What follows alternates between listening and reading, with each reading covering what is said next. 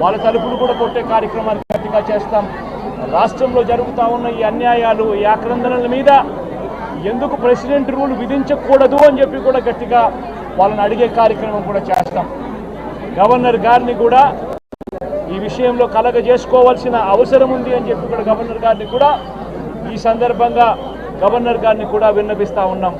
ఇవన్నీ కనీసం మీరన్నా సుప్రీంకోర్టు జడ్జిగా పనిచేశారు, కనీసం మీ సమక్షంలో మీరు ఉండగానే ఇవన్నీ ఈ రాష్ట్రంలో జరుగుతూ ఉన్నాయి. దయచేసి మీరు కూడా కాస్తో కూస్తో చూసేసి ఉన్నట్టుగా పోకుండా మీరు గట్టిగా ఇన్వాల్వ్ కమ్మని చెప్పి గవర్నర్ గారిని కూడా ఈ సందర్భంగా విజ్ఞప్తి చేస్తూ ఉన్నారు.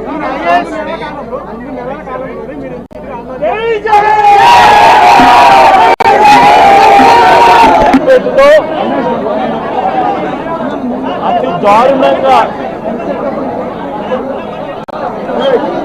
కేవలం ఆధిపత్యం అన్నది చాటడం కోసం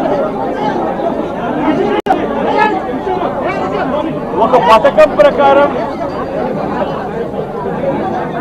అక్కడ కర్రలతో అతి దారుణంగా దాదాపుగా 20 మంది కలిసి కర్రలతో అతి పాశవికంగా కొడుతూ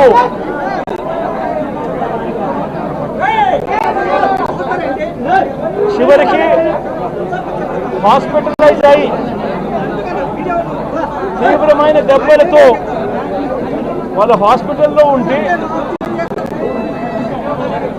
ఏం సాధిస్తా ఉన్నారు చంద్రబాబు నాయుడు గారిని అడుగుతా ఉన్నాను. మీరు చేసే ఈ కిరాతకాలు, ఈ దారుణాలు వాళ్ళ ప్రజలు ఏమైనా భయపడతారనుకుంటున్నారా?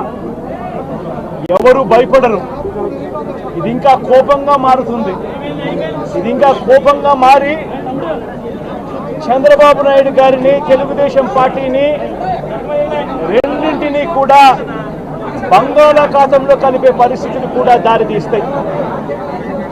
మామూలుగా ఒక కొత్త ప్రభుత్వం వస్తే ఆ ప్రభుత్వం మీద వ్యతిరేకత రావడానికి కాస్త కూస్త టైం పడుతుంది. కానీ మొట్టమొదటిసారిగా చూస్తూ ఉన్నాం చంద్రబాబు నాయుడు గారి మీద వ్యతిరేకత అన్నది చాలా ఫాస్ట్గా పెరిగిపోతూ ఉంది. నిజంగా ముఖ్యమంత్రిగా ఉన్న వ్యక్తి గవర్నెన్స్ మీద ఫోకస్ పెట్టాల్సింది పోయి ఏం చేస్తూ ఉన్నాడు అన్నది ఒక్కసారి తనను తాను ప్రశ్నించుకోవాలి అని అడుగుతా ఉన్నా. ఈరోజు రైతులకు సంబంధించి వ్యవసాయం పూర్తిగా ముమ్మరంగా సాగుతూ ఉన్న పరిస్థితుల్లో రైతులకు తాను హామీ ఇచ్చిన మేనిఫెస్టోలో తాను చెప్పిన హామీ రైతులకు 20,000 రూపాయలు పెట్టుబడి సహాయంగా ఇస్తానని చెప్పి రైతులకు ఎగరగొట్టేశాడు. ఇవ్వాల్సిన రైతు భరోసా సొమ్మును కూడా ఇవ్వకుండా, ఎక్కువ చేసి ఇస్తానన్న రైతు భరోసా సొమ్మును కూడా ఇవ్వకుండా రైతులకు మోసం చేశాడు. పిల్లలు బడులకు పోతా ఉన్నారు. ఎంతమంది పిల్లలు బడులకు పోతా ఉన్నారు అన్నది అందరికీ తెలిసిన లెక్కలే. ప్రతి సచివాలయంలోనూ ఎంప్లాయీస్ ఉన్నారు, మండల ఎడ్యుకేషన్ ఆఫీసర్లు ఉన్నారు.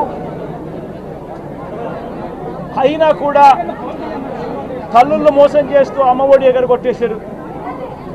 ప్రతి పిల్లాడికి ఇస్తాను అని ఎన్నికలప్పుడు చెప్పిన హామీ నీకు 15,000, నీకు 15,000, నీకు 15,000, నీకు 15,000 అని చెప్పి ఆ ప్రతి పిల్లాడిని చూపించి ఇస్తాము అని చెప్పి ఆ పిల్లలను మోసం చేశారు.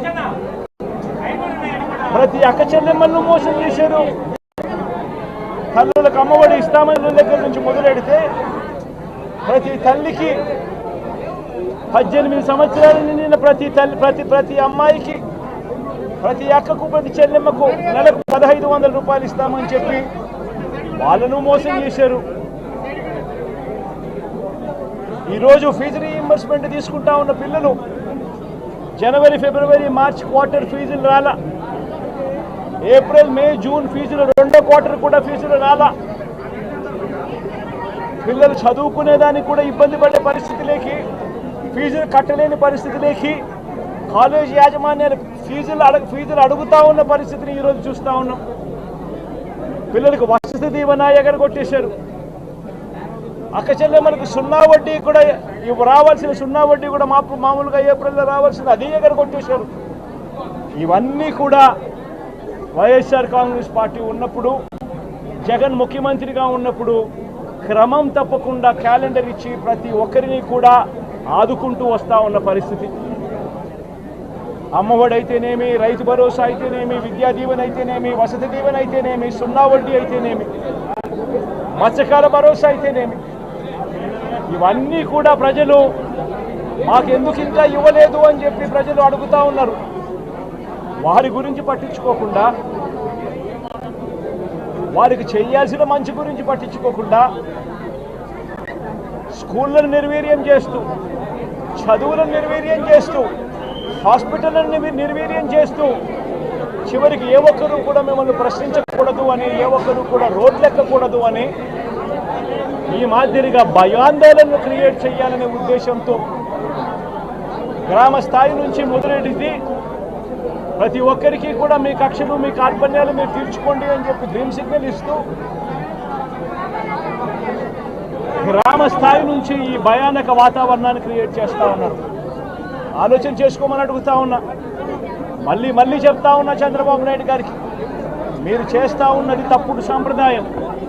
ఇది కనుక కొనసాగింది అని అంటే రేపు పొద్దున ఏం జరుగుతుంది అని అంటే, ఈరోజు మీ ప్రభుత్వం ఉంది, చాలా వేగంగా మీ ప్రభుత్వం కూడా తుడిచిపెట్టుకొని పోతుంది.